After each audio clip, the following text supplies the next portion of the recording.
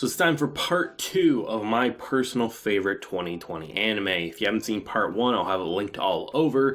But this is now summer and fall of 2020. Going over what I thought was the best anime out of the 2 seasons. This is not ranked outside of we're starting at summer and we're ending at fall. If there's something not on the list, it doesn't mean I didn't like it. I'm just trying not to spend 10 parts on this series, so just keep that in mind. And to kick it off with summer, we're going to start with a show that I initially put off and thought was going to be nothing, and that is Demon King Academy, a show that you think, oh, here's a Demon King at an academy who's going to be a harem magnet and super powerful, ended up being a hilarious adventure where you have a main character who you get inspired alongside the characters falling in love with him as you have a hilarious adventure with an actual compelling story with a twist that still I look back on and say I didn't see that coming, and it's well executed and puts it as more than just a simple comedy anime. Similar to how One Punch Man can one-punch anyone and end a battle, this has a similar approach where its main character does not struggle, but you don't look at it as saying there's no stakes.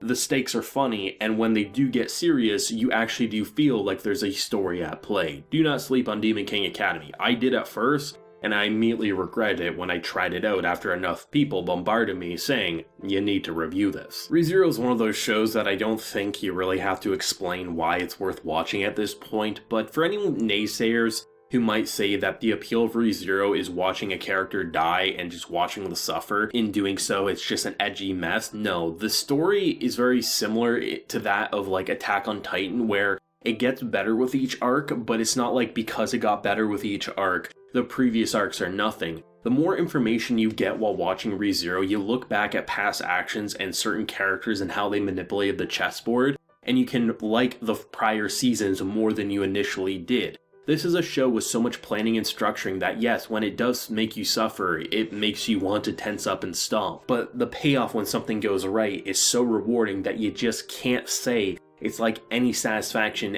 unlike any other in the anime medium. ReZero has been an absolute treat and is one of those shows you hope is going to go on for many seasons to come. Now, Fire Force is an interesting beast. The first season I think got far more flack than it deserved, but the second season fixed pretty much every issue I had with the first season, while just expanding on what I already liked about it. I think this is a show that you can look at it and say it's just a fan service action fest mess, but really, it's an interesting story about a cult trying to destroy the world and how you have these personal bonds that are being separated and how you watch all these characters rise to the occasion, crumble, fall, and rise again in order to stop a catastrophe. This is a show that is worthy of a lot of attention. Without a doubt, the best fire animation TV anime has ever seen, and the characters are all surprisingly well developed. Even ones that I wasn't really that big of a fan of, they at least had one moment in the season to feel more than just fan service galore. Give this one a shot. Honestly, Fire Force is not as bad as a lot of people make it out to be, and is my personal favorite that the author has worked on,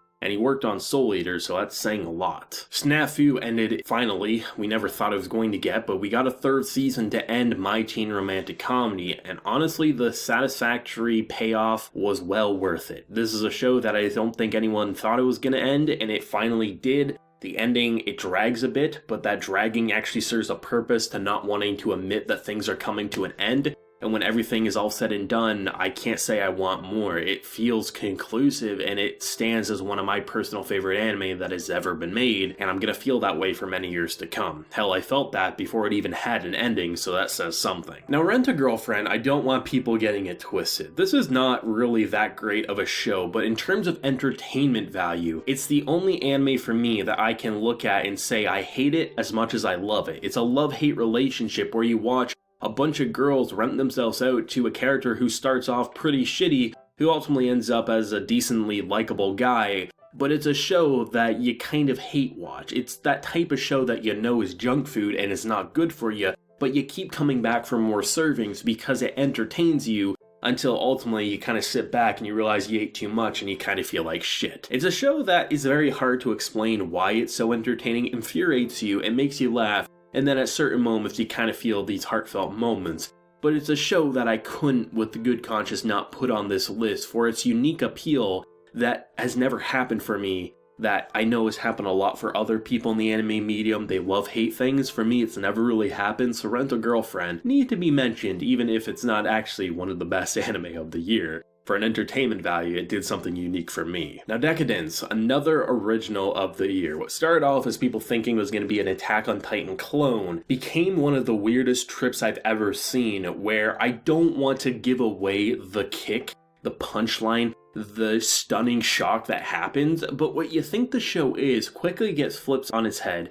You think, did I watch the wrong episode? And then as the twists and turns keep coming, you get to see a story about manipulation in such a way that's done so conclusively that you don't need to see more, but you're satisfied where all the character arcs ultimately went. This isn't a show that has a 100% happy end. There's a lot of sacrifices to get to its ending, but the way it concludes, you could definitely see an OVA or movie expanding it, but you also don't need to see more. It's action-packed, it has some great slice of life, it's interesting turn of events that don't just feel like they're twisting for shock value, but because it has to be navigated this way in order for the story to have any worth, all things considered. Watch Deca Dence if you haven't already, and if you have, well, you probably know why I love it so much. And then you have Great Pretender, a show that is so stylistically different. That reason alone makes it worthwhile, but when you watch the character arcs get going, and I know some people aren't the biggest fan of the later portions of it, I think when you binge this show, it really does just bring a giant grin to your face, and the more I think about Great Pretender, the more thoughts I have, but it's hard to put into words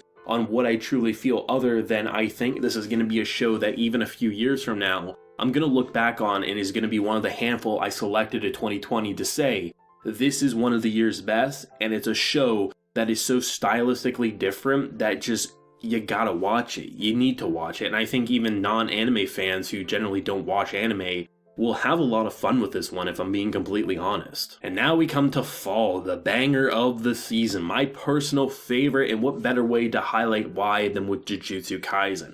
Another Mappa production, the dream team crafted in a similar vein that the first season of One Punch Man did. An adaptation that takes what you think is going to be a generic shonen and gives you a character that doesn't talk his way through victories. He actually learns to have to listen and even may have to take life when he gets deeper in the episode count. It's a show that's fight scenes are unrivaled. It has technical sides that really explain the power system, but its main story hook of a character who has to die someday as he gains more and more cursed powers as he harnesses the king of curses in his own body. It's such a compelling adventure that whether you want just pure action, you're gonna have an entertaining time. But if you want a deeper story with great character arcs, this is the one for you. I can definitely see this one exploding the same way Demon Slayer did, maybe not as much as in Japan because that's a different beast. But for the West, I definitely think this will be a show that's going to remain popular even well after the first season ends. Now, Attack on Titan may not have had many episodes in 2020. The 4 episodes it did air were absolutely incredible. This is a show that is my personal favorite story of all time, and Mappa had a big role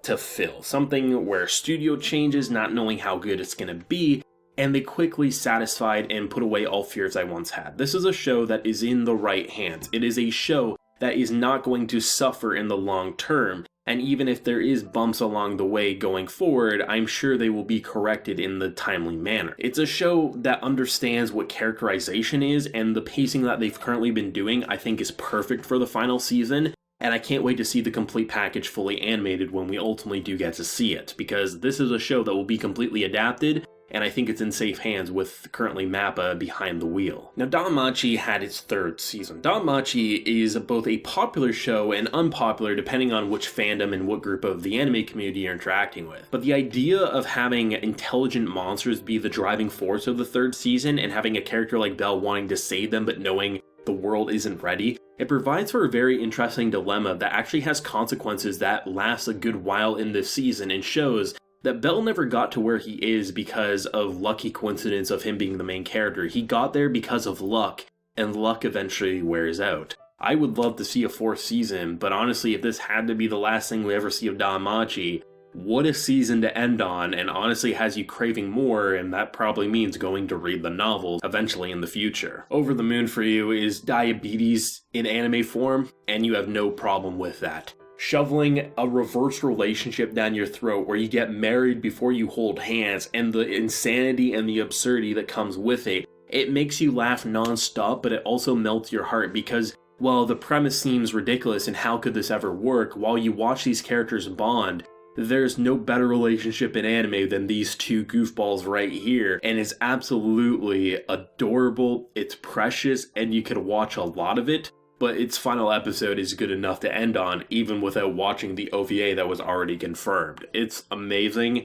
and it's one of the best rom-coms. You have Kaguya-sama end this in the same year, you can't be complaining if you're a rom-com fan, especially when Snafu even concluded its story. Journey of Elaina was an interesting one that I thought was going to be a reverse Kino's journey, that instead of riding around on a motorcycle, you ride around on a broomstick, and it kind of does fit that description, but it's very interesting with how much bad things happen and how the character can just kind of leave after things hit the fan. It's a show that doesn't really have an end goal, but more of wandering across the world and seeing the different sights that it has, both good and bad alike. And I think with its interesting color palette, when the darker themes hit, they hit especially hard, because you're not really expecting something that looks like this to get that crazy, but it does at certain points. But then it also has these beautiful moments, and honestly, similar to Kino's journey, has me dying to see more if they ever decide to make more. The Day I Became a God is a pretty polarizing show, all things considered, because people apparently don't like its ending, which I think is perfectly fine. Jun Maeda isn't the best for his anime projects, or so the anime community will say. They'll say he's better at writing visual novels because he has longer to work with them. I personally think this is his best paced original. It's hilarious, it has a lot of slice of life, and when the drama and story kicks in, about a girl saying the world's gonna end in 30 days, I think there's enough build-up to make the payoff worth it. It didn't end the way I wanted to or expected to, but it still is a pretty sad ending, all things considered. Honestly, I think for what he claimed the show was going to be, I think for him it does exactly that, and for me I would say it can be considered his saddest work depending on how you look at what happens with the characters, all things considered. I think this is a show worth a lot of people's attention. I think it's hilarious. I think there's a lot of great slice of life, and the slice of life serves a purpose on building this summer as something worth remembering, so when the endgame kicks in, you really don't want to see anything conclude, all things considered. You have Akudama Drive, the most visually striking show of the season, that started off as just a group of criminals and an ordinary girl tasked with an impossible task of trying to find something, and then ultimately when they do find that thing, the mission gets crazier and crazier. Visually, you think that's what people are going to hype it up for, but what I can safely say is every character becomes a person more so than just the character they started out as. Some are just lunatics and some want to just experiment on others, but you can say by the time characters reach their end or reach a victory of some sorts, you do feel like they became a person more so than just an anime cardboard cutout with a lot of cool action scenes. This is one of the most interesting original anime I've ever seen, not just in 2020, and if you were to personally ask me what I think is this year's most stunning entry, I would probably point you towards Akudama Drive, because it's just that interesting if I'm being completely honest. Watch it.